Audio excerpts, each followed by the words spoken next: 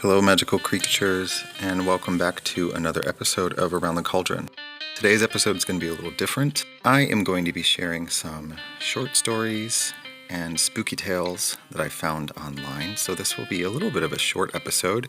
First, I wanted to update everyone and let you know that I will be revisiting some previous interviews that I did on my live stream on Instagram, and I will be sharing the audio here with perhaps some bonus commentary, dialogue that maybe you didn't get to experience on the live streams.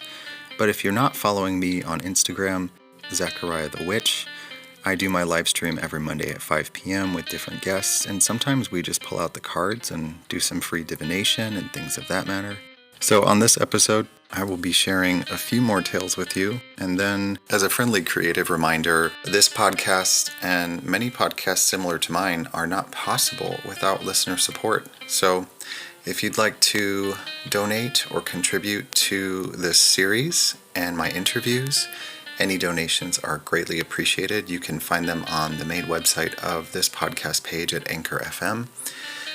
Also, if you follow me on Instagram or you're on my website, you can find other ways to find that link. I don't like to ask for money, but hey, doesn't hurt to ask, right? I hope you enjoy these stories as much as I did creating them and reading them for you, and I will talk to you all around the cauldron.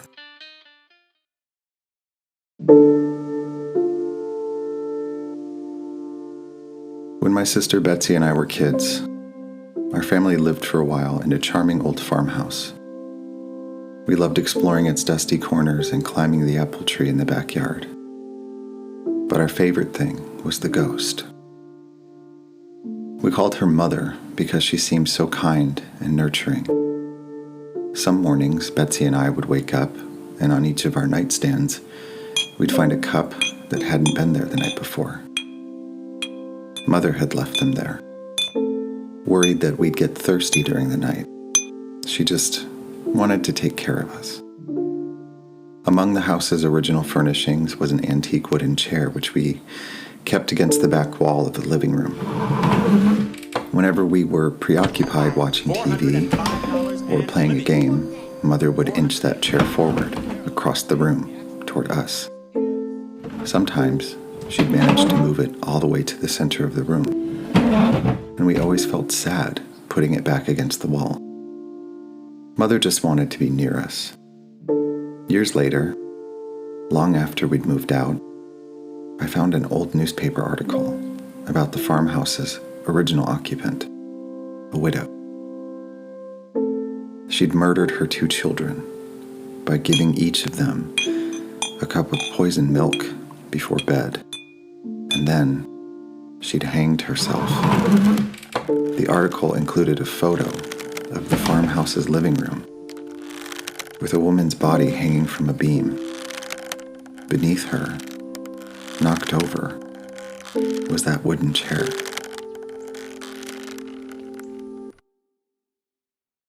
That was a short story from Reddit called "There's No Reason to Be Afraid" by the author Whoever Fights Monsters.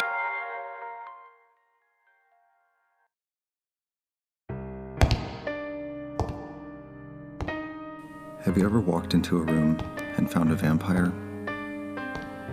No, not the sexy kind, but a foul creature with bony limbs and ashen skin. It's the kind that snarls as you enter, like a beast about to pounce. The kind that roots you to the spot with its sunken, hypnotic eyes, rendering you unable to flee as you watch the hideous thing uncoil from the shadows. Has your heart started racing through your legs? Have you felt time slow as the creature crosses the room in the darkness of a blink? Have you shuddered with fear when it places one clawed hand atop your head and another under your chin so it can tilt you, exposing your neck? Have you squirmed as its rough, dry tongue slides down your cheek and over your jaw to your throat in a slithering search that's seeking your artery? Have you felt its hot breath release in a hiss against your skin when it probes your pulse, in the flow that leads to your brain? Has its tongue rested there, throbbing slightly, as if savoring the moment? Have you then experienced a sinking, sucking blackness as you discover that not all vampires feed on blood? Some feed on memories. Well, have you? Maybe not, but let me rephrase the question. Have you ever walked into a room and suddenly forgotten why you came in?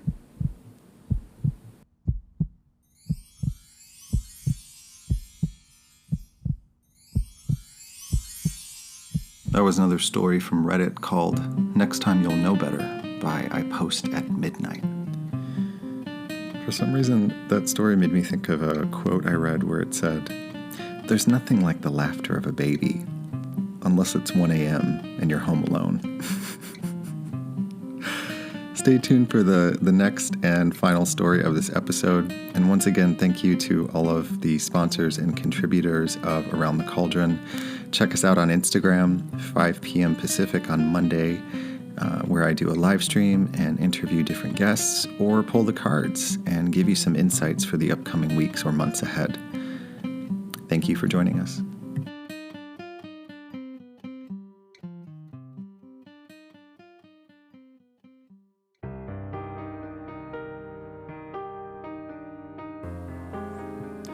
A woman named Michelle Froelich Young had a very strange experience with her 2-year-old daughter. Here's what she wrote.